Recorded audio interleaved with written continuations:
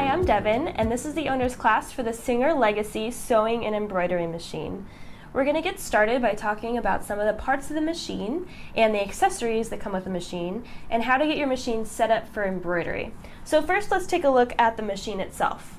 So here is the machine that's set up for sewing mode. So your machine has two different ways of operating. It can be a sewing machine and an embroidery machine. So just kind of by default, as is, it's set up for sewing. If you open the top lid right here, you'll see the thread paths both for winding a bobbin and threading the machine, which we will go over in a future episode. And if you look down at the presser foot, you'll see that your machine comes with a sewing presser foot on the machine, and it has an accessories tray that opens on the side right here. There's a little lever underneath. You can squeeze and open it up like this. And here are your accessories that you need. We're going to grab our embroidery foot, which looks like this, and our screwdriver, because we need to change our foot so that we're ready to embroider. So I'm going to unscrew the screw right on the side of the presser foot right here. Use my screwdriver to do that. And we'll take it all the way out.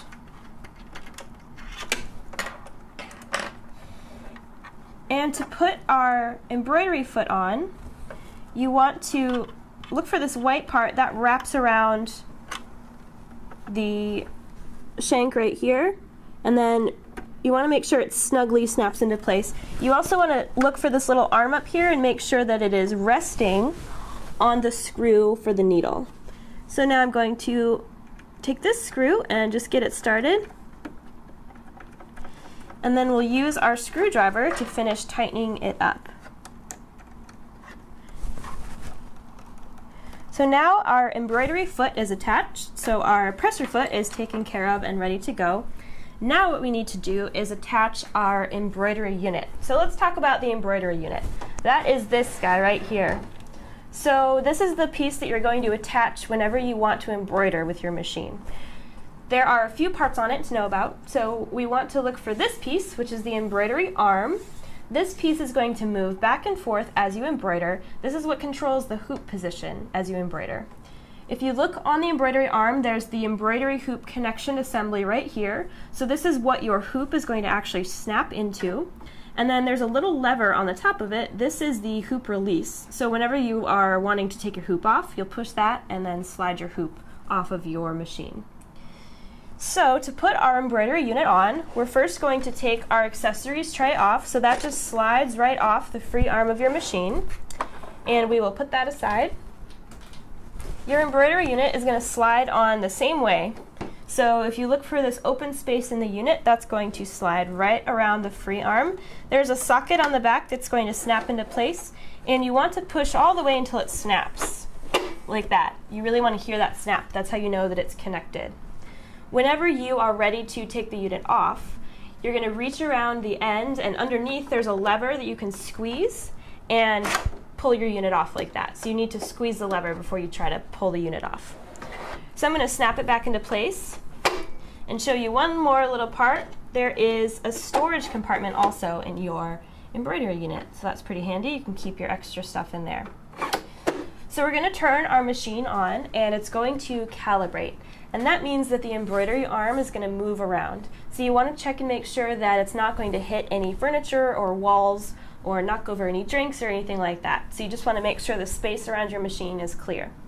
So once we do that, we're going to turn the machine on, and you will see a little message on the screen reminding you to take the hoop off. So you want to make sure there's no hoop attached to your embroidery unit when you first calibrate. So once you're sure of that, we're going to hit the check mark.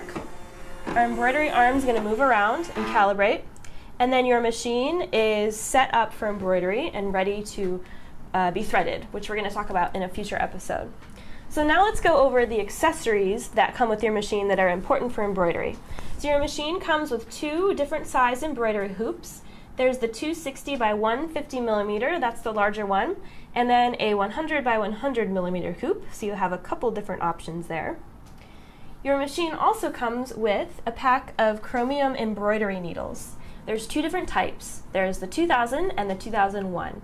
The 2000 needles are for embroidering woven fabrics, so things like quilting weight cottons, non-stretchy fabrics, and the 2001s are for stretchy fabrics like t-shirts and sweatshirts, basically knit fabrics. So these are chromium embroidery needles, and embroidery needles are special because they have a slightly larger eye. So this helps thread that is more delicate, like embroidery thread, pass through the eye without breaking or shredding. Your machine also comes with some extra bobbins. The bobbins are class 15 transparent bobbins. So you want to make sure that you only use class 15 transparent bobbins in your machine. So don't try to swap them out for metal bobbins or any other style of bobbin like a 15J. So class 15 transparent bobbin is what you want to stick with. The last main embroidery accessory to talk about is the USB stick that comes with your machine. So there are 131 embroidery designs on the USB stick. There's also 69 embroidery designs built into the machine, as well as 2 different embroidery fonts. So you have 200 designs overall to pick from. If you put your USB stick in your computer, you can open up PDFs of the designs to browse them and check them out before you stitch them out. So these are super helpful. If you print them, you'll see them in real size, and you'll also get some good info at the bottom of the page, things like color count and color order, and things that are helpful to know when you're embroidering. So that pretty much covers it for the parts of the machine and the accessories. In the next video, we're going to talk about thread and how to choose a thread for your embroidery project.